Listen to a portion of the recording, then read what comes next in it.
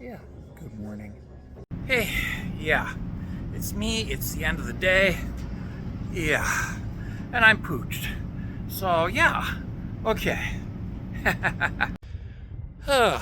Good morning, ladies, gentlemen, and others. It is a gorgeous morning out here by the water, or I should say, by the ice. Because, yeah, we've got the bay is frozen over, and yeah, way out there, you can see an ice fisherman's hut out on the ice down there, that little blue thing there. Yeah, that ice fisherman on the ice. Yeah. Yeah. Yeah. Yeah. And he's probably got considerably more than my personal weight and gear in that ice fishing hut. So, yeah. Yeah.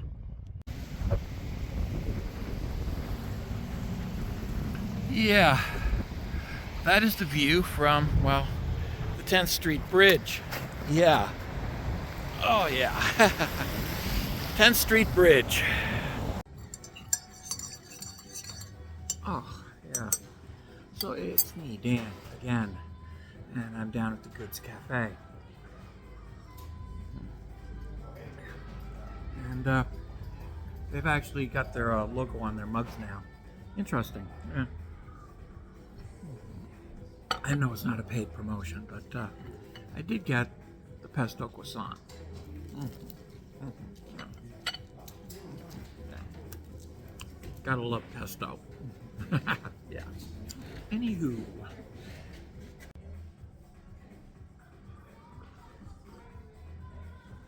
I wanted to talk about a false equivalency that is very popular with people who have accomplished nothing for themselves. And that is the trick of claiming that because somebody important or intelligent or athletic or something is a member of a group that you're affiliated with indirectly or even directly, that somehow their virtues and qualities rub off onto you, making you somehow a better person than you actually are. Yeah. A very common trick among people who have never actually done anything for themselves.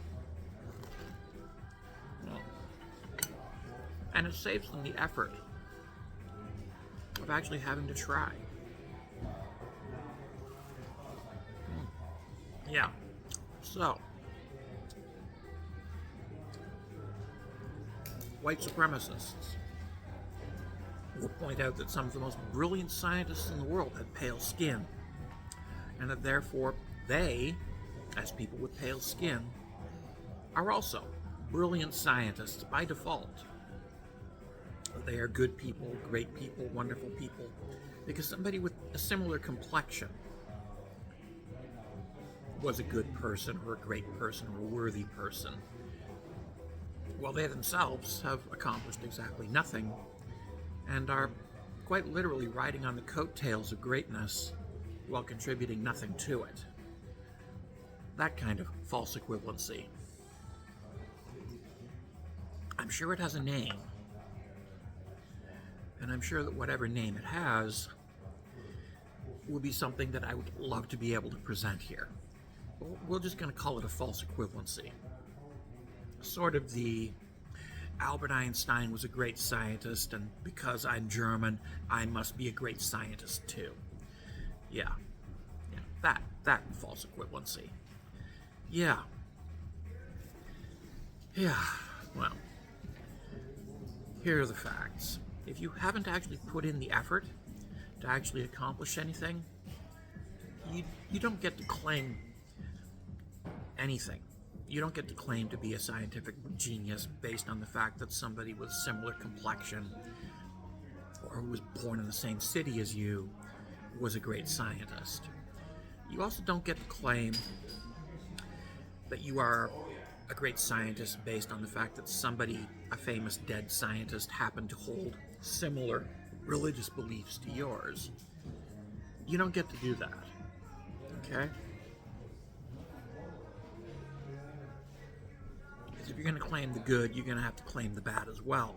And you don't want to do that. Because, well, let's be honest.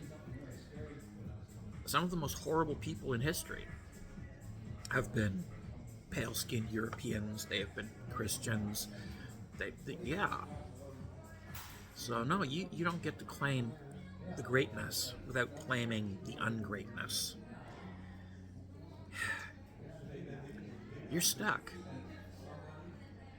You don't get to ride on the coattails of the great unless you're also willing to ride equally on the coattails of the ignominious, the evil, the vile, and the morally repugnant. You really want to ride on the coattails of Adolf Scheckelgruber? Something to think about. Yeah. Now, as an atheist, I can acknowledge on the one hand that, yeah, some of the most brilliant scientists in the world have been atheists, and some have not. I can also acknowledge that some of the worst people in the world have been atheists. Case in point, Donald J. Trump, Ayn Rand, yeah, and yes, Elon Musk. These are atheists. They're horrible people. And yeah, if I want to claim the greatness of all the great people that are atheists, I also have to claim the ungreatness of all the ungreat people, the horrible people who are also atheists. Given that predicament, I would just as soon stand on my own 2 feet with my own personal achievements, which, although not glamorous or glorious, are mine.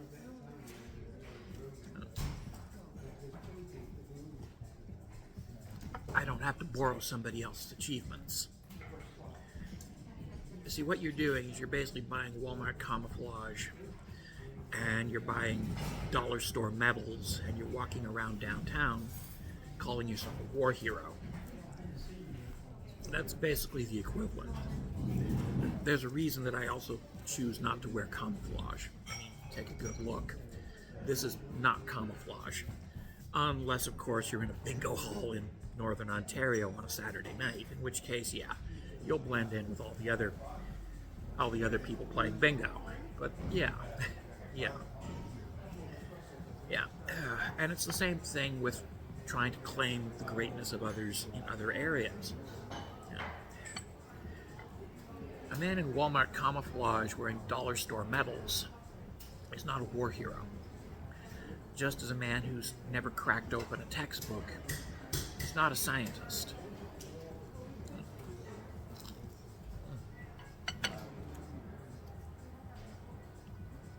If you're going to claim greatness, you have to earn it. You have to do the work. I've done the work. I've earned my personal greatness. And no, I'm not a war hero. I'm not a scientific genius. I'm not a great statesman. What I am is a competent chef and a very good dishwasher, and quite literally the best boyfriend out there. So yeah. I can get written certification for that. And while that may not sound all that impressive, compare it with your own achievements. Honestly, what are your achievements, your personal achievements? And I don't mean what are the achievements of other people who have your same complexion. I mean your achievements. What have you done? What have you done as an individual? You. Not somebody else who looks like you, but you. What have you done? What have you achieved? So yeah, before you put on your Walmart camouflage and your dollar store medals to parade around calling yourself a war hero, maybe you should actually take a good look at who you are without that Walmart camouflage. And ask yourself, what have you personally achieved? Not what other people have achieved that you can latch onto, but what have you achieved? Something to think about. Something to think about. So what have you accomplished? And what's holding you back from actually accomplishing anything? And I will give you a hint. What's holding you back is you. It's not any outgroup, it's not any minority, it's you. You hold yourself back. By choice, you hold yourself back. And yeah, looking for someone to blame for your personal lack of personal accomplishments? Well, I guess that's par for the course, isn't it?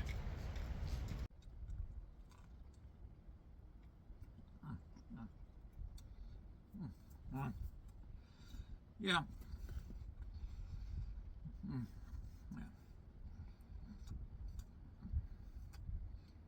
Self-awareness is a very good thing. Self-awareness, self-criticism, self-examination.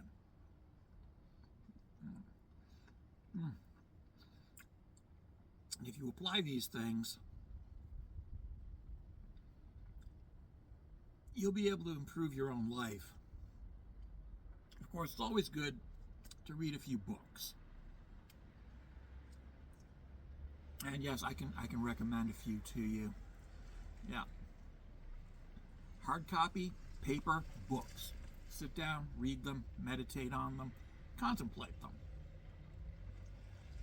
Give them some thought. Yeah. In the meantime,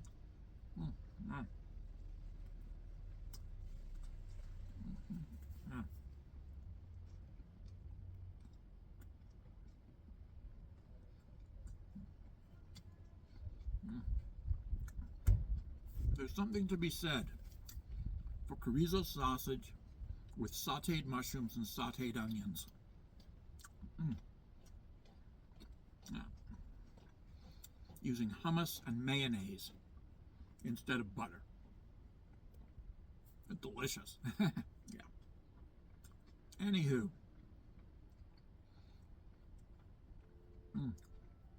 Yeah. As I said, self-reflection, self-examination, and self-criticism. They're all very good things.